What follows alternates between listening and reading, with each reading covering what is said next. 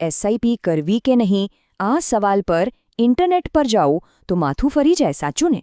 કોઈ કહેશે કે આ તો પૈસા બગાડવાનો ધંધો છે, તો કોઈ કહેશે કે આનાથી સારો કોઈ રસ્તો જ નથી પૈસા બનાવવા માટે. તો આખરે સાચું શું છે? ચલો, આજે આ બધી મૂંઝવણને બાજુ પર મૂકીને સીધા ડેટાના આધારે જ વાત કરીએ. ઘણા નવા રોકાણકારોના મનમાં આ જ મોટો સવાલ હોય છે: શું સિસ્ટમેટિક ઇન્વેસ્ટમેન્ટ પ્લાન એટલે કે એસઆઈપી ખરેખર સંપત્તિ બનાવી શકે છે, કે પછી આ એક એવી જાળ છે જેમાં આપણા મહેનતના પૈસા ફસાઈ જાય છે? ચાલો, આ વિશ્લેષણમાં આપણે પુરાવા સાથે આ સવાલનો જવાબ શોધી કાઢીએ. ઠીક છે, ચાલો બધી વાતો બાજુ પર મૂકીને સીધા આંકડા જ જોઈએ. આ જે આંકડા છે એ નિફ્ટી 50 એટલે કે ભારતની 50 સૌથી મોટી અને મજબૂત કંપનીઓમાં કરેલી એસઆઈપીના ઐતિહાસિક રિટર્ન્સ છે. તમે જુઓ, છેલ્લા એક વર્ષમાં બજારમાં આટલા ઉતાર-ચઢાવ છતાં રિટર્ન 17% પણ વધારે રહ્યું છે. અને જો લાંબા ગાળાની વાત કરીએ, જેમ કે 10 કે 15 વર્ષ, તો પણ રિટર્ન એકદમ સ્થિર, લગભગ 14%ની આસપાસ રહ્યું છે. આ શું બતાવે છે? કે લાંબા ગાળે એસઆઈપીએ ખરેખર સકારાત્મક પરિણામ આપ્યું છે. તો આ બધા આંકડાઓનો મતલબ શું? સિમ્પલ ભાષામાં કહું તો, પહેલું, જે લોકો લાંબા સમય સુધી ટકી રહ્યા એમને ઐતિહાસિક રીતે નુકસાન નથી થયો. બીજું, આ રિટર્ન હંમેશા મોંઘવારીને માત આપે છે, એટલે કે પૈસાની કિંમત ઘટી નથી, વધી છે. ત્રીજું, આ બેંકની એફડી કરતાં લગભગ બમણું વળતર છે. અને સૌથી મજાની વાત, આ બધું ઓટોમેટિક રીતે, કોઈ ખાસ મહેનત વગર શક્ય બન્યું છે. તો હવે એ તો પાક્કું થઈ ગયું કે એસઆઈપી કામની વસ્તુ છે, પણ સવાલ એ છે કે એને સાચી રીતે કરવી કઈ રીતે? બસ આજના આ વિશ્લેષણમાં આપણે આ જ જોવાના છીએ. પહેલાં આપણે એ સમજીશું કે લોકો ક્યાં ભૂલ કરે છે. પછી 3 એકદમ સરળ સ્ટેપ્સ જોઈશું કે કેટલી રકમ રોકવી, એને પોતાના લક્ષ્યો સાથે કઈ રીતે જોડવી, અને છેલ્લે ક્યાં રોકાણ કરવું. પણ જો ડેટા આટલો સારો છે, તો પછી અમુક લોકો કેમ ફરિયાદ કરે છે કે એસઆઈપીમાં નુકસાન ગયો? બસ અહીંથી જ આખી ગેમ રસપ્રદ બને છે. ચાલો એ અસલી ભૂલને પકડીએ. આ વાક્ય છે ને, એ આખી વાતનો સાર છે. એસઆઈપી તો ખાલી એક સાધન છે, એક ટૂલ. એની સફળતા કે નિષ્ફળતા એના પર નિર્ભર કરે છે કે એને વાપરવામાં કેવી રીતે આવે છે. જે લોકો પૈસા ગુમાવે છે એ એસઆઈપીના કારણે નહીં, પણ એના ખોટા ઉપયોગના કારણે ગુમાવે છે. તો કઈ ભૂલો કરે છે લોકો?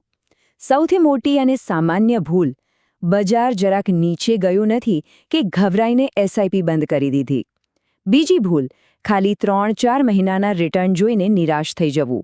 અને ત્રીજી ભૂલ: કોઈએ કહ્યું એટલે કોઈ અટપટા થીમેટિક ફંડમાં સમજ્યા વગર જ પૈસા નાખી દેવા. આ બધી ભૂલો માણસના સ્વભાવની છે, એસઆઈપીના સાધનની નહીં. ચાલો હવે ભૂલોની વાત છોડીને સાચી રીત પર આવીએ. એસઆઈપીને યોગ્ય રીતે કરવા માટેનું સૌથી પહેલું અને સૌથી અગત્યનું પગલું એ છે કે કેટલી રકમનું રોકાણ કરવું એ નક્કી કરવું. અહીંયા છે ને, એક બહુ જ મહત્વનો ફરક સમજવા જેવો છે બચત અને પ્રતિબદ્ધતાની રકમ વચ્ચે. પ્રતિબદ્ધતાની રકમ એટલે એ નહીં કે મહિનાના અંતે કેટલા પૈસા બચ્યા. ના, આ એ રકમ છે જેનું રોકાણ ગમે તેવી પરિસ્થિતિમાં, બજાર ભલે તૂટી જાય, આર્થિક મંદી આવે કે કોઈ પણ મુશ્કેલી આવે, પણ એનું રોકાણ બંધ ના થાય. આ જ છે સફળતાનો અસલી પાયો. અને આ જ છે સુવર્ણ નિયમ. રોકાણ એટલું જ કરવું જેની પ્રતિબદ્ધતા હોય, નહીં કે જેટલી બચત થાય એટલું. કારણ કે જે રકમની પ્રતિબદ્ધતા હોય એ જ આપણને બજારના ઉતાર-ચઢાવમાં ટકી રહેવાની હિંમત આપે છે. અને યાદ રાખજો, સંપત્તિ એ જ બનાવે છે જે બજારમાં ટકી રહે છે. ઓકે, તો એકવાર પ્રતિબદ્ધતાની રકમ નક્કી થઈ ગઈ, હવે આવે છે બીજું પગલું.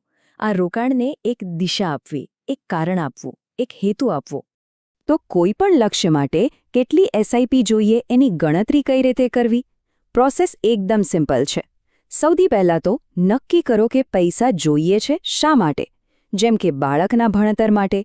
બીજું, મોંઘવારીનો વિચાર કરો. ભવિષ્યમાં એ લક્ષ્ય માટે કેટલા પૈસા જોઈશે એ ગણો. ત્રીજું, કોઈ પણ એસઆઈપી કેલ્ક્યુલેટર વાપરીને શોધી કાઢો કે દર મહિને કેટલું રોકાણ કરવું પડશે. અને છેલ્લે, ટેક્સ જેવી બાબતો માટે થોડા વધારે પૈસા ગણીને ચાલવું. ચાલો એક ઉદાહરણ જોઈએ. માની લો કે આજે કોઈ બાળકના ઉચ્ચ શિક્ષણનો ખર્ચ 10 લાખ રૂપિયા છે, તો 10 વર્ષ પછી કેટલો થશે જો આપણે ખાલી 5% વાર્ષિક મોંઘવારી ગણીએ તો? જવાબ છે 16,29,000 રૂપિયા. જોયું? મોંઘવારી કેવી રીતે ચૂપચાપ આપણા ભવિષ્યના ખર્ચને વધારી દે છે. પણ અહીંયા એક પ્રેક્ટિકલ પ્રોબ્લેમ આવે છે જે મોટાભાગના લોકોને નડે છે. શું થાય જો ગણતરી મુજબ લક્ષ્ય માટે જરૂરી એસઆઈપી આપણી પ્રતિબદ્ધતાની રકમ કરતાં વધારે હોય તો? ધારો કે જરૂર 23,000 રૂપિયાની છે પણ આપણે આરામથી ખાલી 20,000 જ રોકી શકીએ એમ છીએ, તો શું કરવું? આ સમસ્યાનો એક જોરદાર અને બહુ જ સ્માર્ટ ઉપાય છે સ્ટેપ અપ એસઆઈપી. જુઓ, ફિક્સ્ડ એસઆઈપીમાં તો દર મહિને સરખી જ રકમ જાય છે, પણ સ્ટેપ અપ એસઆઈપીમાં શું થાય? એક નાની આરામદાયક રકમથી શરૂઆત કરવાની અને પછી દર વર્ષે જેમ જેમ આવક વધે એમ રોકાણની રકમમાં થોડો વધારો કરતો જવાનો. અને આ ચાર્ટ જુઓ, એની તાકાત કેટલી છે એ તરત સમજાઈ જશે.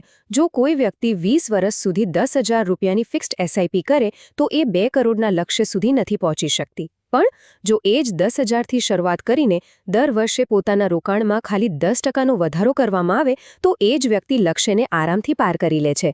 આ નાનકડો વાર્ષિક વધારો લાંબા ગાળે જાદુ કરી શકે છે. સારું, તો રકમ નક્કી થઈ ગઈ, ગોલ સાથે જોડાઈ ગઈ. હવે છેલ્લો અને ત્રીજો સવાલ, આ પૈસા રોકવા ક્યાં? અને અહીંયા ખાસ કરીને જે લોકો શરૂઆત કરી રહ્યા છે એમના માટે સિમ્પલ રહેવું એ જ બેસ્ટ છે. નવા રોકાણકારો માટે બસ આ 3 મુખ્ય કેટેગરી પર ફોકસ કરવું શ્રેષ્ઠ છે. લાર્જ કેપ એટલે દેશની સૌથી મોટી જાણીતી કંપનીઓ. મિડ કેપ એટલે મધ્યમ કદની પણ ઝડપથી વિકસતી કંપનીઓ. અને સ્મોલ કેપ એટલે નાની કંપનીઓ જેમાં ગ્રોથની સંભાવના સૌથી વધુ હોય છે. શરૂઆતમાં આડીઅવળી જગ્યાએ પૈસા નાખવા કરતાં આ મૂળભૂત કેટેગરી પર જ ધ્યાન આપવું જોઈએ. અહીં કેટલાક મિડ કેપ ફંડ્સના ઉદાહરણો છે. પણ અહીં રિટર્નના આંકડા કરતાં પણ વધુ જરૂરી શું છે ખબર છે? એમનો ટ્રેક રેકોર્ડ. જુઓ, આ ફંડ્સ 2013 કે 2014થી ચાલી રહ્યા છે. હંમેશા નવા ચમકતા ફંડ પાછળ દોડવા કરતાં જેનો લાંબો અને સારો ઐતિહાસિક રેકોર્ડ હોય એને વધુ મહત્વ આપવું જોઈએ. અને હા, એક ખૂબ જ અગત્યની વાત, આ કોઈ ફંડ ખરીદવાની સલાહ નથી, આ ખાલી ઉદાહરણો છે. હંમેશા પોતાનું સંશોધન કરવું, એવા ફંડ પસંદ કરવા જેનો લાંબો અને સારો ટ્રેક રેકોર્ડ હોય. અને સૌથી મહત્વનું, હંમેશા ડાયરેક્ટ પ્લાન જ પસંદ કરવો, રેગ્યુલર નહીં. કેમ? કારણ કે ડાયરેક્ટ પ્લાનમાં કમિશન ઓછું કપાય છે, જેથી લાંબા ગાળે રિટર્ન વધારે મળે છે. તો આ આખી ચર્ચાનો સાર શું નીકળ્યો? સફળ રોકાણકાર બનવા માટે બજાર ક્યારે ઉપર જશે અને ક્યારે નીચે આવશે એની આગાહી કરવાની જરૂર નથી.